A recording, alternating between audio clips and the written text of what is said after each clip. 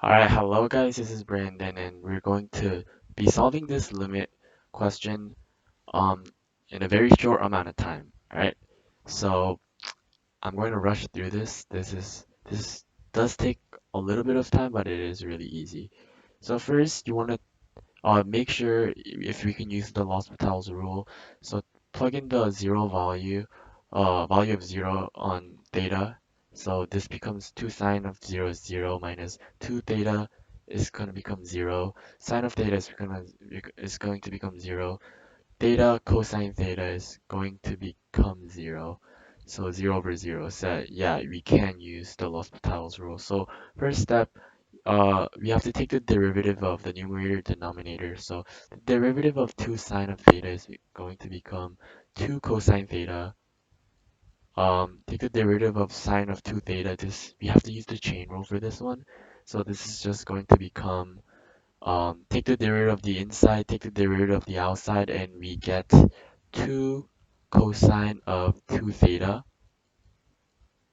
And then derivative of sine of theta is just going to become 2 theta cosine theta minus, and then take the derivative of this. We have to use the product rule.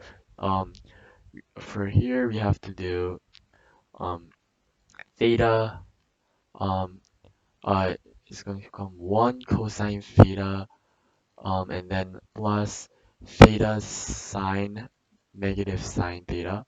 So just plug it in here, distribute the negative sign, negative cosine theta minus a plus a theta sine theta. And then the cosine here crosses out, so this is just going to become 2 sine theta, or theta sine theta. And then now, let's plug in the zero value to see if this works. 2 cosine theta, this is going to become 1. 2 cosine 2 theta is going to become 1. Um, Plug in this, we get 0, so 0 over 0, so we have to do it again. So let's take out a new piece of paper. Um, by the way, this app I'm using is going to be in the description. For this one, let's write down the question. Let's write down what we have so far. Sorry for bad handwriting. Um, it's supposed to be x. Let me rewrite this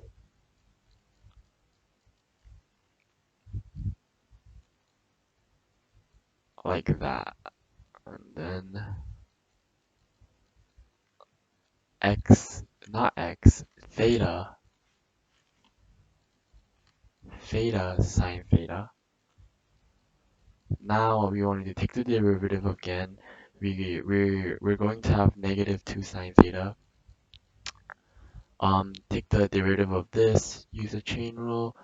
Um, so take the derivative of cosine, going to become sine, oh yeah, negative sine, so this is going to become positive.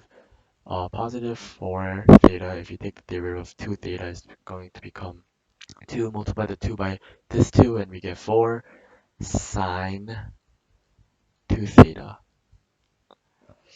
And then now we're going to take the derivative of this, use the product rule. We're going to have theta, this is going to become 1, and then sine theta plus theta cosine negative, yeah, it's going to become negative, so negative sine theta.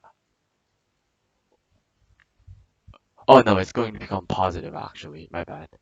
I got it wrong. So it's going to become sine theta plus, and then uh theta cosine theta. Okay, now we took the derivative. Let's plug in the zero value. Plug in 0 here. We're going to get 0. Plug in 0 here. We're going to get 0. Yeah, going to get 0 again. Plug in 0 here. We're going to get 0. Plug in 0 here. But there's a data in front, so we're going to get 0. So we get 0 over 0.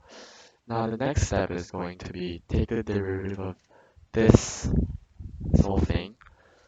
We're going to get 2, negative 2 cosine theta, and then use the chain rule. This is going to become plus 8 sine 2 theta. Again, take the derivative of the outside inside.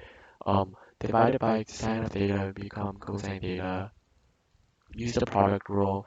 If you use the product rule, we get theta, this right here is going to become theta, no, 1 cosine theta plus theta, and then negative sine. So as a result, we get 2 cosine theta minus theta sine theta. Let's plug in the zero value for this. This is going to become negative 2, right? Yeah, and then plus, um, we're going to get positive, so this is going to become 0, it's going to become 8, this is going to become 2, and then minus 0. So 6 over 2, and we're going to get 3 as the answer.